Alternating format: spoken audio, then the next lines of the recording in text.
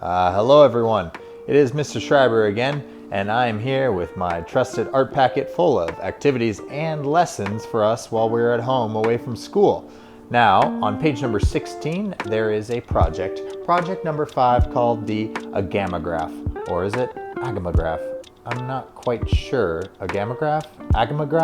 Let's talk about the artist who invented the Agamograph.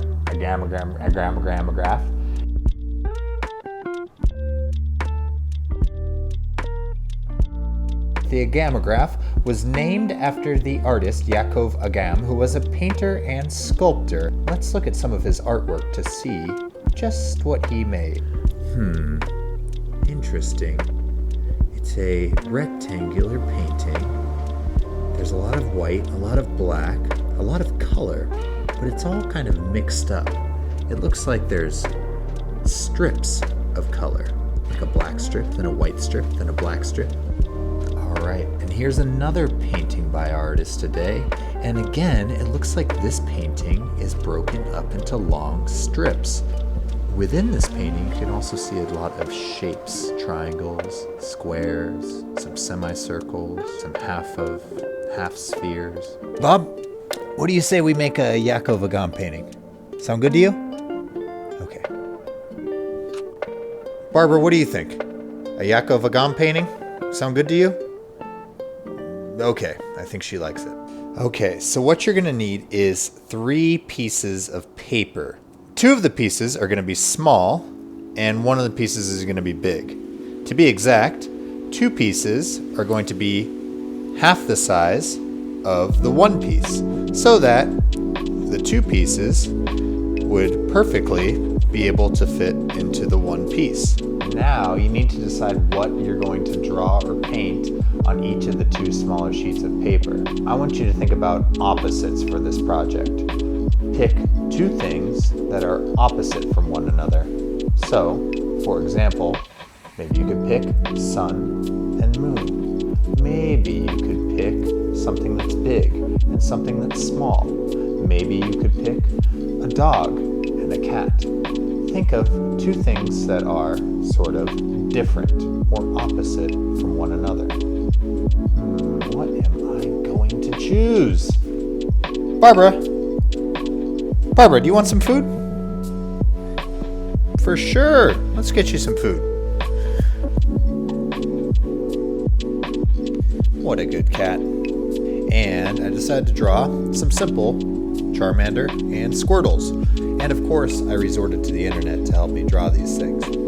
Alright, after some failed attempts with some markers, I found a Sharpie that has to be about 8 or 9 years old. And although it doesn't make the darkest, blackest lines, that's okay. Sometimes you don't have the best materials, but hey, it still looks good. It still did the job, and now I'm going to paint over it a little bit with some watercolor paints. I have painted with watercolor using this nice watercolor set. I gotta say, yeah, maybe copy paper is not the best to watercolor on, but again, you gotta work with what you have, and I don't have any watercolor paper right now, so I had to use copy paper, and that's fine. Maybe it's not the best, but it still looks cool. So the next step of this is a little tricky. It involves making some measurements with a ruler, so definitely maybe ask for a parent with some help. On the back of your page, you are going to measure out lines 1 inch apart. Now, if you're using copy paper, there's going to be one that's a little bit bigger than the others, because all of these are 1 inch apart, and the last one is 1.5 inches because the paper is 8.5 inches in width. You're going to be doing that to both of your papers. And there I've done it. I've carefully cut the Charmander picture into strips and carefully cut the Squirtle paper into strips. Now I need to get my big paper, and I'm going to measure out some lines onto this paper. From left to right, I have used a ruler and a pencil to measure out 1 inch strips across the entire page.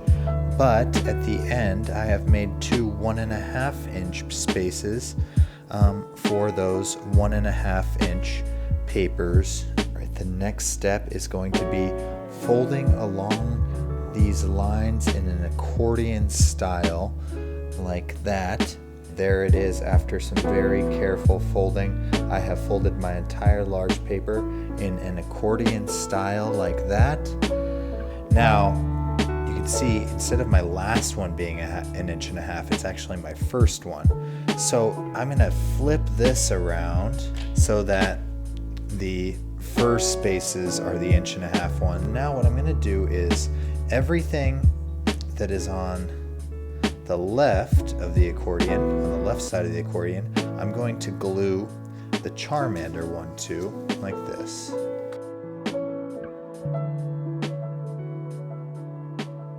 Just like that. And then everything on the right side of the accordion, I'm going to put the Charmander on. Sorry, the Squirtle on.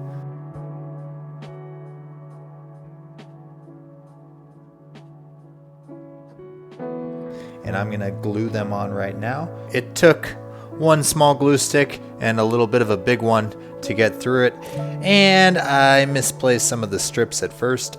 I needed to peel them off and then put them back in the right place, but I've got it. One thing that's really cool about our Agamograph is that you can actually fold it now in that accordion way and then look at it from different perspectives. Are you a Squirtle cat or are you a Charmander cat? Charmander. Barbara, do you like Charmander or do you like Squirtle?